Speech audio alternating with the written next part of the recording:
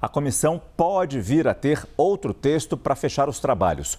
Os governistas já têm esse relatório pronto, o tal do relatório paralelo, que cita mais de 170 nomes que teriam envolvimento na fraude.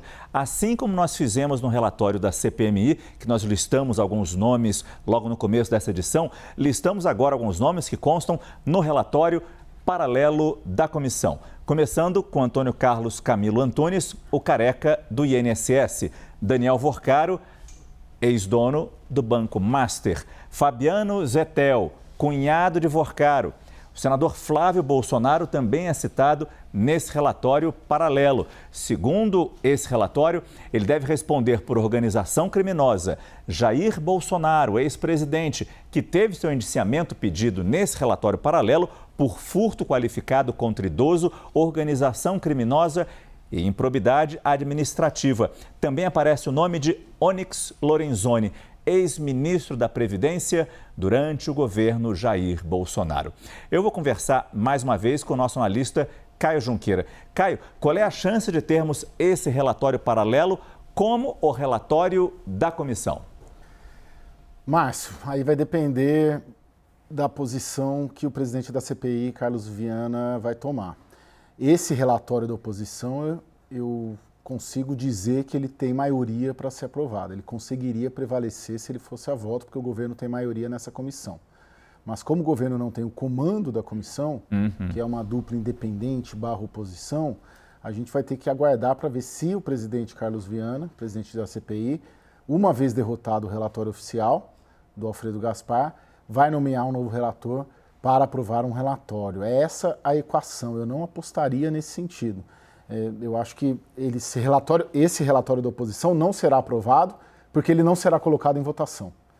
Acho que essa é a previsão que a gente pode trabalhar. Claro, a CPI está em curso, pode ter algum tipo de negociação, pode ter algum encaminhamento nas próximas horas e ele ser aprovado. Mas como tendência, eu continuaria mantendo uma tendência de que, embora ele tenha maioria para ser aprovado, ele não vai ser aprovado porque ele não será pautado.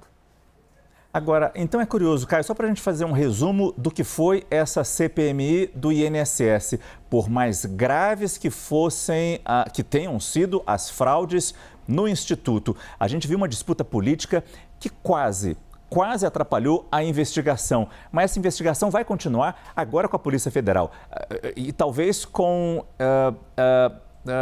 informações que tenham sido obtidas pela própria comissão. Sim, Márcio. Essa investigação ela já está em curso, operação sem desconto, chegando perto do Palácio do Planalto por via do filho do presidente, do Fábio Luiz Lula da Silva.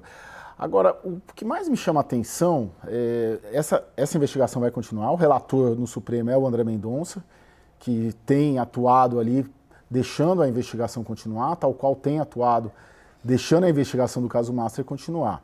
Esse é um ponto. Então, o fato da CPMI acabar dessa forma que está acabando, com um final provavelmente sem relatório, não significa que esse caso acabou. Não, porque a Polícia Federal continua investigando. Mas do ponto de vista político-eleitoral, o que mais me chama a atenção, ao ter dois relatórios, um do governo e outro da oposição, é como esse assunto, que será uma das pautas principais ao longo da campanha eleitoral, será tratado pelos dois principais candidatos, o presidente Lula e o senador Flávio Bolsonaro. Para o presidente Lula, para o petismo, para o lulismo, para o governo, todas as fraudes aí, todo esse escândalo do INSS se deve à responsabilidade do governo Bolsonaro. E, claro, por sua vez, para a oposição, tudo que aconteceu se deve por responsabilidade do governo Lula. Agora, a chave da equação ali para fins eleitorais é qual narrativa deverá prevalecer. Do ponto de vista do eleitor, ele tende a acreditar mais em qual dessas versões. As pesquisas que nós tivemos acesso, não tem pesquisa recente sobre isso, tem do final do ano passado, mostram que o escândalo do INSS pegou mais negativamente para o Palácio do Planalto, para o governo Lula, tanto pela entrada em campo, em cena do filho dele, do Lulinha, quanto pelo esquema ter tido um crescimento muito intenso em 2023 e em 2024. Quando você vai falar com o governo fala, poxa, cresceu em 23 e 24 porque houve um afrouxamento de regras no governo Bolsonaro. Mas pelas pesquisas que a gente viu até agora, O escândalo do INSS pega muito mais negativamente para o governo do que para a oposição. Mas é interessante, de novo, ali estão presentes em cada um desses relatórios a narrativa e as versões que eles vão tocar durante a campanha para tentar convencer o eleitorado de que tudo que aconteceu era culpa do outro, não de si próprios. Muito obrigado, Caio. Enquanto você fala, a gente tem imagens ao vivo lá da CPMI, lá do Congresso Nacional. A sessão continua.